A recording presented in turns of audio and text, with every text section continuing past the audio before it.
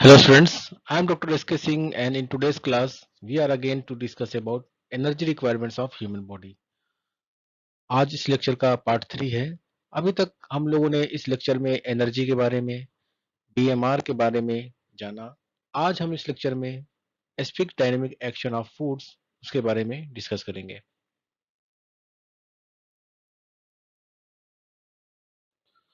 So we have seen this slide earlier also.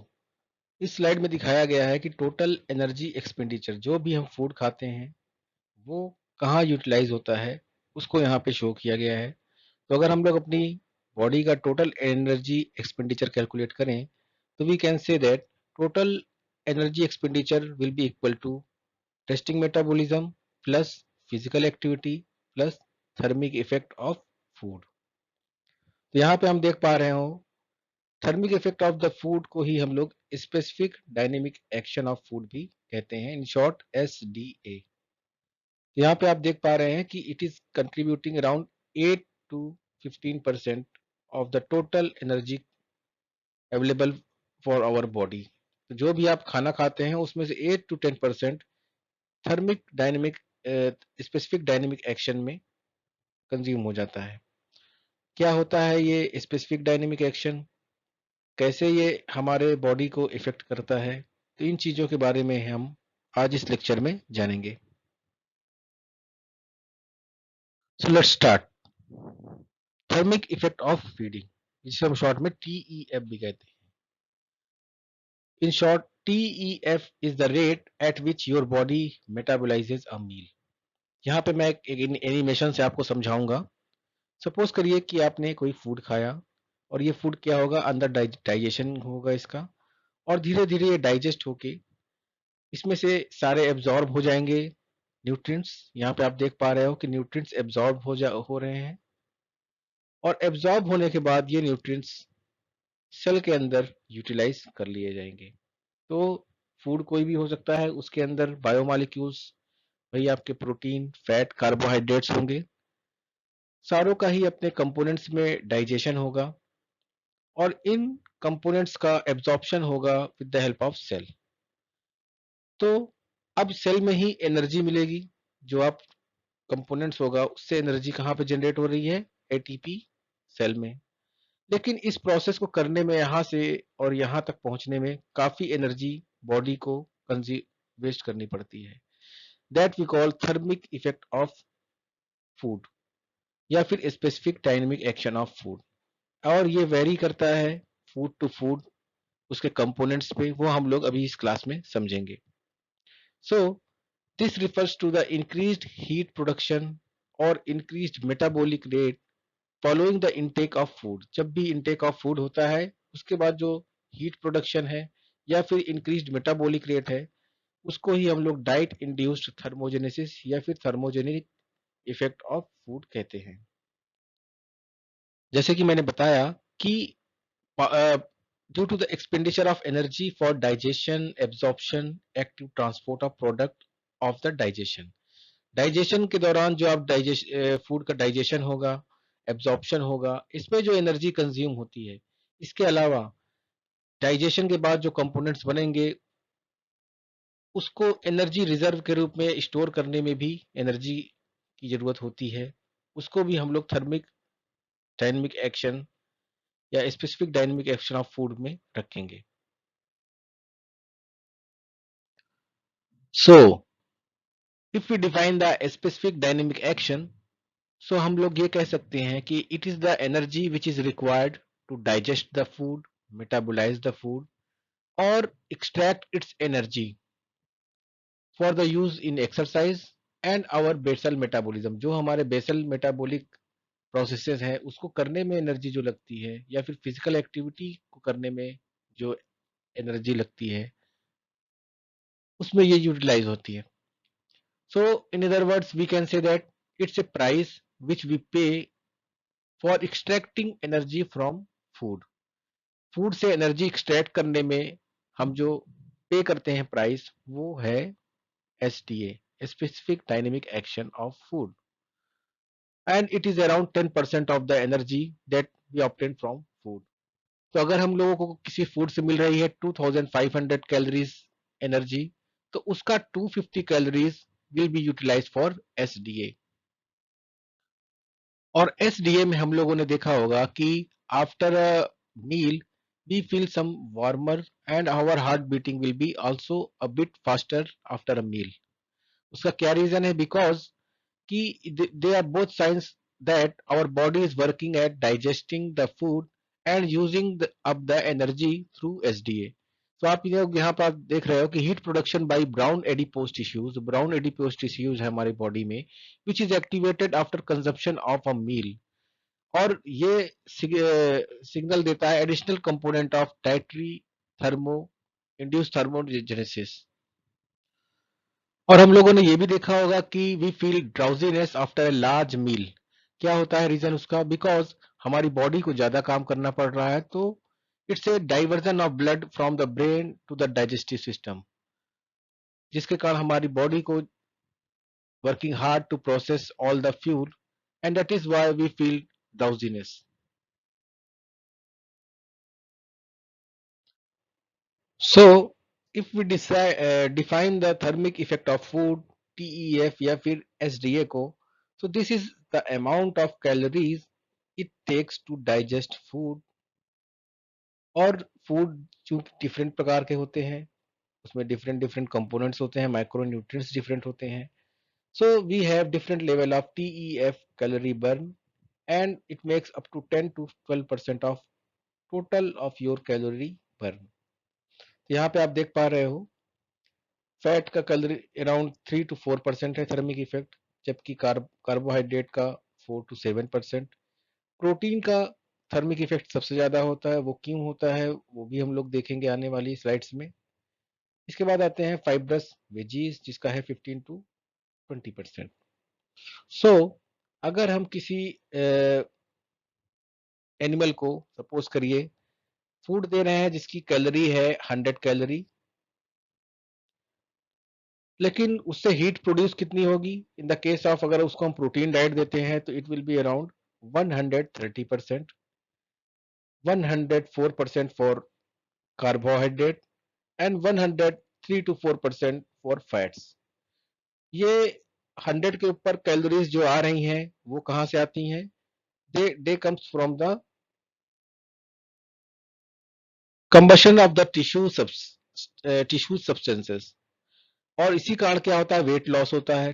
So to prevent the loss of weight, subject must be supplemented with extra calorific allowance, which helps to compensate the SDA of food itself. So हम लोगों को उसको compensate करना पड़ेगा जिससे उसकी body का wait कम ना हो। So it represents the additional calories necessary for ATP production when nutrients are oxidized। Protein के केस में 30%, फैट के केस में हमें 6% और कार्बोहाइड्रेट के केस में हमें 4% एक्स्ट्रा कैलोरीज की जरूरत पड़ती है।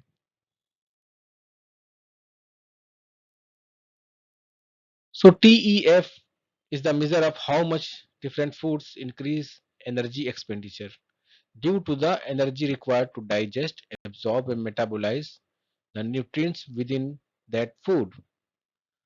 अगर TEF हाइयर है सो उसको डाइजेस्ट करने में भी काफी हेल्प मेहनत करनी पड़ेगी, और जिसके कारण the more energy required to metabolise that food, and that is why the more heat is generated from the tissues. यहाँ पे आप देख पा रहे हो again fat, carbohydrate and protein का। Protein has much higher TEF as compare to fats and carbohydrate. इसी तरह होल फूड्स का टीईएफ हायर होता है as compare to processed food. TEF का मतलब एसडीए ही होता है, थर्मिक इफेक्ट ऑफ फीडिंग या फिर specific dynamic action of food. सो अगर हम एग्जांपल देखें यहाँ पे again, for a food containing 25 gram of protein the heat production from the calorie value is 100 calorie. ठीक है, लेकिन अगर हम when 25 gram of protein is utilised by the body, 130 calorie of heat is liberated. ठीक है, food का caloric value 100 calorie है, लेकिन जब इसको डाइजेस्ट किया जाएगा तो 130 calorie of heat will be liberated. So this extra 30 calorie is the SDA of protein, a specific dynamic action of protein. क्यों होता है ये SDA, क्या कारण है, अब हम आने वाली स्लाइड्स में इसको देखेंगे. सो प्रोटीन का स्पेसिफिक डायनेमिक एक्शन क्यों हाई है as compare to carbohydrate and fat. ये हाई होता है not due to the synthesis of body protein from amino acid, जो प्रोटीन सिंथेसिस की प्रोसेस चलती रहती है बॉडी में उसके कारण नहीं होता, या फिर specific stimulating action of some amino acid के कारण ये नहीं होता. बेसिकली एसडीए हाई होता है due to the breaking down of amino acids. हम लोग आने वाली क्लासेस में देखेंगे अमाइनो एसिड्स का ब्रेकडाउन कैटाबोलिज्म कैसे होता है. तो breaking down of amino acids, उसमें होता क्या है कि तीन प्रोसेस होते हैं. First deamination, secondly changes undergone by non nitrogenous part, and thirdly changes undergone by nitrogenous part. तो इन तीनों प्रोसेस के कारण एसडीए प्रोटीन का हाई होता है. So we can say that SDA is due to the largely associated with nature of deamination. Oxidative deamination जो होता है उसके कारण होता है, जिस प्रोसेस में बनता है आपका urea. Not synthesis of protein, protein synthesis के कारण नहीं होता, बल्कि ये कैटाबोलिज्म उसके ब्रेकडाउन के कारण होता है. जबकि इसके प्रोटीन के अपोजिट कार्बोहाइड्रेट का एसडीए देखा गया है due to the conversion of glucose into glycogen. सो हम लोगों ने देखा होगा फास्ट के दौरान glycogen store is depleted. Generally after fasting carbohydrate के कारण सिग्निफिकेंट अमाउंट में एसडीए इंक्रीज होता है. इसके अलावा glucose with thiamine exerts more SDA because thiamine promotes and accelerate fat synthesis from carbohydrate. ये आने वाले मेटाबॉलिज्म कैटाबॉलिज्म के केस में हम लोग देखेंगे आने वाले लेक्चर्स में. सो यहाँ पे हम लोग देख रहे हैं कि glucose will be converted into the glycogen and that helps to increase the SDA of carbohydrate. इसी तरह अगर हम लोग फैट का SDA कंट्रीब्यूशन देखें, so it is due to the rapid oxidation of fats in the cells. Actually fat क्या करता है, फैट हेल्प करता है एब्जॉर्प्शन में डाइजेस्टिव प्रोडक्ट्स के, वो हेल्प करता है इन प्रोडक्ट्स को टिश्यूज तक पहुंचाने में. तो so the rate of utilization will be increase due to the fats. So fats are more efficient in reducing SDA of foodstuffs. ये देखा गया है कि फैट वाले फूड में SDA डिक्रीज हो जाता है बिकॉज यूटिलाइजेशन आसानी से यूटिलाइज हो जाता है. सो एनर्जी कम कंज्यूम होती है.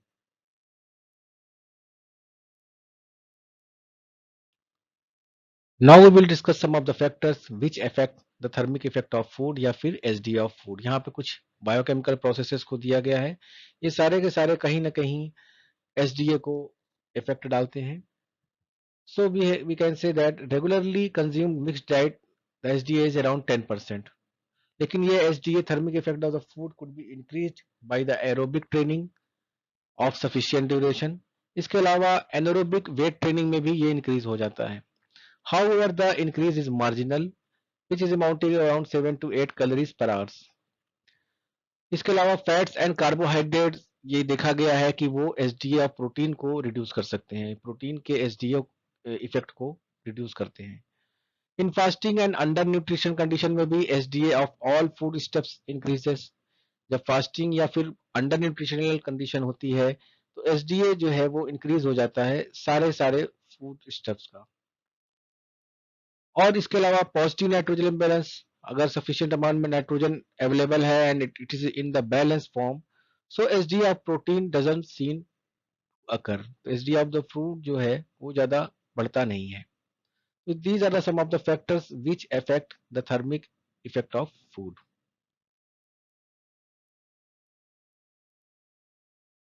So we have seen that utilization of food by the body requires certain amount of energy और उसी को हम लोग बोलते हैं SDA. लेकिन ये एनर्जी आती कहाँ है, from the body stores. So while prescribing the adequate diet, जब हम लोग किसी को डाइट प्रिस्क्राइब करते हैं तो हमें SDA ऑफ द प्रोटीन या फिर फूड का कैलकुलेट भी करना चाहिए, otherwise tissue substance will burn and the subject will lose weight. So expenditure by the body for the utilisation of the food stuffs. ठीक है, एसडीए क्या है? एक्सपेंडिचर है by the body, energy expenditure है for the utilisation of food stuff. Food stuff को utilise करने के लिए जो एनर्जी बॉडी को लगानी पड़ती है उसी को हम लोग एसडीए बोलते हैं। ये हाईएस्ट होता है कहाँ? प्रोटीन में। लोवेस्ट कहाँ होता है? कार्बोहाइड्रेट एंड फैट में। For the mix diet it is around 10%।